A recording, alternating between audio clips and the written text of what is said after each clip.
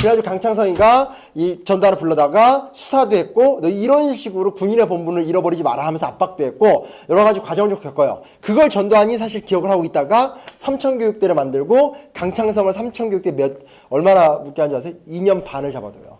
이 삼천교육대가 8주간 교육인가 그렇잖아요. 근데 그 중에 일부는 잡아서 오랫동안 해두는데 강창성은 진짜 혼자 여기서 그냥 노예처럼 이제 2년 반을 고생을 좀 하게 되는 거죠. 이 유아 정책들. 저는 이제 이걸 완전 누렸던 세대거든요. 제가 중학교 때 교복이 없었거든요. 그리고 이제 막 에로비디오 같은 거를 통해서 잘못된 왜곡된 성문화를 제가 10대 때 접하게 되기도 하고 이랬었던 기억들이죠.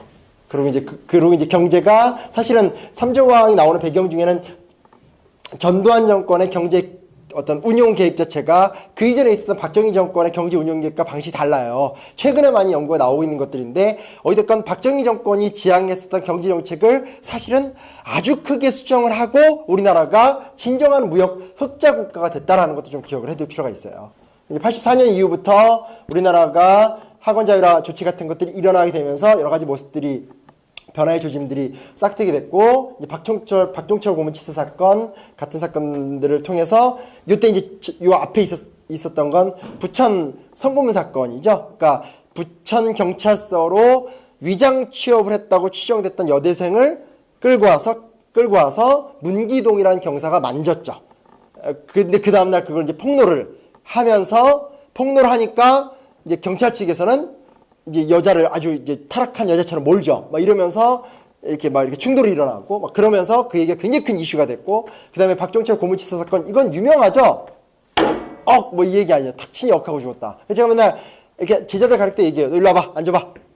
죽어 안 죽어? 이런 애들이 막 웃고 막 이렇게 얘기하던 시대죠. 그래서 이게 이제 많이 알려지면서 4월 달부터 본격화가 됐고 4월 13일 날 사실은 여기다 써놓지는 않았지만 4.13 호원 조치라고 전두환이 헌법 뜯어고치지 않겠다. 그대로 가겠다. 굉장히 강경한 발언을 해요. 그래서 그 4.13 호원 조치에 발끈하면서 유랑쟁이 본격화가 됐고 그 유랑쟁이 과정 속에서 이한열 군이 이제 데모 도중에 이제 그 최루탄을 얼굴에 정면을 맞으면서 죽게 되죠. 한 27시간 만에 아마 죽었던 걸로 기억을 해요. 그래서 이한열 군의 사망은 지금 영상으로도 있고 사진으로 다 있죠. 그래서 맞아서 이렇게 눈이 풀린 상태에 쓰러지고 있는 모습도 있고 사진 같은 거 보면 저쪽에 전경이 있고 이쪽에 대학생들이 있는데 중간에 그 돌덩이만 있는 데서 어떤 다른 대학생이 이한열을 이렇게 안고 어찌 할지 모르는 상태에서 막 이렇게 서성이는 그게 영상 남아있어요. 그래서 결국은 실려가서 27시간 만에 죽고 이 역파 속에서 결국은 유랑제의 결과 속에서 이제 6.29 선언을 일하는 전두환 정권의 항복을 통해서 오늘 우리가 쓰고 있는 5년 단임 직선제 헌법이 만들어지게 되었다라는 얘기들이죠. 시간 강에서 뭐 하나하나 다 자세하게 말씀 못 드렸는데요. 이런 것들에 대해서는 사실은 조금 더 깊은 성찰, 이 시대를 어떻게 이해할 것인가에 대한 조금 더 많은 이야기들이 조금 더 준비는 돼야 될 것 같아요. 저부터도 그렇지만 그렇고 우리 학계에서도 그렇고요. 그래서 그런 식으로 갔고요. 그 몇 가지 얘기만 하고 몇 가지를 다 얘기 못 하겠다. 시간이 없다. 몇 가지 얘기만 좀 하고 마무리 드릴게요. 독재 원리는 여러 가지 요소가 있어요. 근데 첫째 뭐냐? 기회주의와의 영합이에요. 기회주의와의 영합. 이게 되게 우리 역사가 갖고 있는 최악의 쓴뿌리고 이 쓴뿌리를 지금부터라도 확실하게 뿌리 잡지 않으면 대한민국의 역사적 가능성은 저는 없다고 생각해요. 자꾸 저는 뭐 이렇게 다음에 뭐 문재인을 뽑는다, 이재명을 뽑는다. 뭐 성향의 차이가 있으니까 어쨌건 정권 교체를 하면 태평성대가 오겠지. 과연 그럴까요? 간단한 문제가 아니에요. 어떤 권력이든 권력은 정치 게임을 할 수밖에 없고 한계가 있고 또 권력자는 배신할 수도 있고 타락할 수도 있죠. 링컨 되게 유명하잖아요. 사실은 링컨 대통령 나오기 전에 노예제 문제는 이미 꽤 오래된 화두였었어요. 심지어 미국 독립혁명을 성공적으로 마무리 짓고 2대 대통령이 됐던 토마스 제퍼슨이 무슨 얘기를 하냐면 우리 공화국에 근본적 모순이 있고 이건 언젠가 심각한 문제가 될 것이다. 그게 뭐예요? 노예제 문제였었어요. 그리고 50년 만에 남북전쟁이 터져버리는 거 아니에요. 근데 그때도 미국 시민들이 나쁜 사람들이 아니에요. 노예제 문제 극복해야 된다고 하면서 계속 노예제 폐지를 옹호하는 대통령들을 계속 뽑아줘요. 왜냐면 남북전쟁 같은 거 하면 남부주가 더 계속 적잖아요. 인구도 적고. 그러니까 대부분 북부의 눈치에 입맛에 맞는 대통령들을 뽑아줬거든요.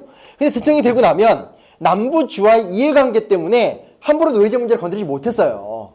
사실은 그래서 소위 말하는 링컨은 선명 노선이죠. 애초에 그 선거 강령 자체가, 그러니까 공약 자체가 노예제 폐지였기 때문에 링컨은 대통령이 되자마자 남북전쟁이 일어났거든요. 그러니까 남북전쟁 문제를 수습을 할 수밖에 없는 문제가 이제 됐던 건데, 사실은 우리가 열심히 노력을 해서 좋은 대통령을 뽑는다고 해서 앞으로 우리 사회가 태평성대가 된다. 이건 정말 좀 나쁘게 얘기하면 세종대왕 컴플렉스. 뭐 무슨 세종대왕이 와서 우리 다 아니, 생각해보세요. 세종대왕 때 우리 사회가 행복한 사회였을까요? 세종대왕 때 인구의 절반은 뭐예요? 노비예요, 노비. 그렇지 않아요? 칠반천역이라고 그래서 뭐 좀 직급이 낮은 이렇게 중인들에서 다 차별받고 그런 세대거든요. 그러니까 그 시대의 맥락에서 세종대왕이 훌륭했다는 거지, 세종대왕을 딱 뽑아놨다고 해서 그 시대가 정말 퍼펙트하고 아름다운 사회가 되는 건 아니거든요. 근데 제가 왜 자꾸 이렇게 흥분해서 얘기를 하게 되냐, 우리 사회가 구한말 때부터 해결하지 못한 가장 광범위한 잘못된 문화가 바로 기회주의라는 거죠.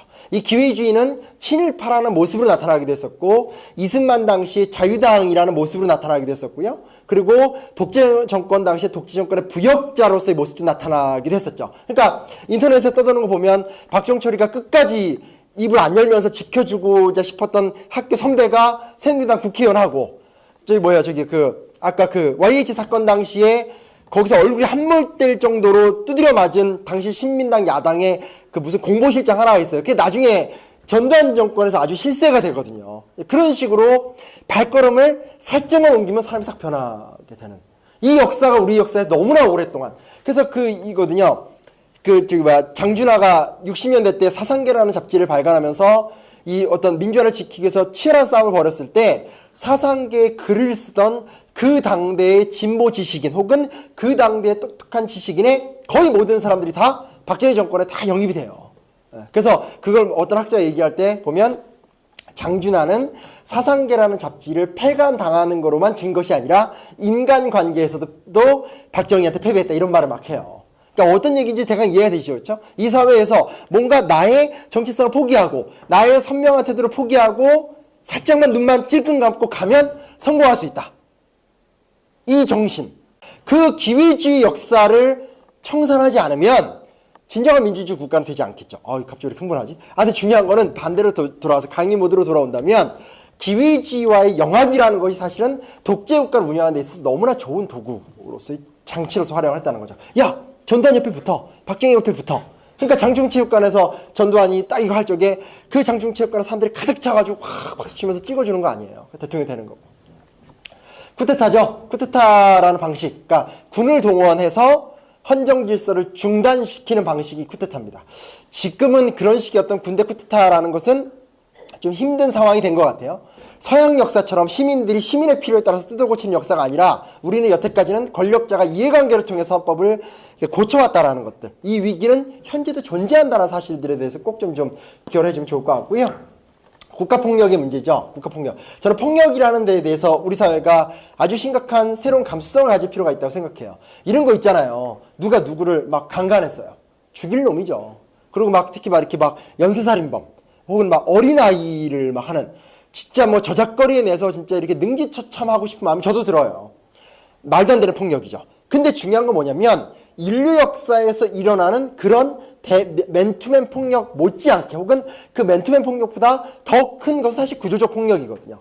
국가가 권력을 유지하기 위해서 누군가를 빨갱이로 몰거나 합법적이라는 이름으로 왜곡된 장치를 만들어서 사람들을 끊임없이 고문하고 사회적으로 망가뜨려버리고 무너뜨리는 과정. 가능하면 죽일 수도 있고 때릴 수도 있고, 아니면 그 사람을 완전 빨갱이로 몰아버릴 수도 있고, 이런 어떤, 혹은 전쟁을 할 수도 있겠고, 이런 것들. 그래서 이 국가폭력이라는 것이 우리 역사에서 너무나 만연했다라는 것이고요.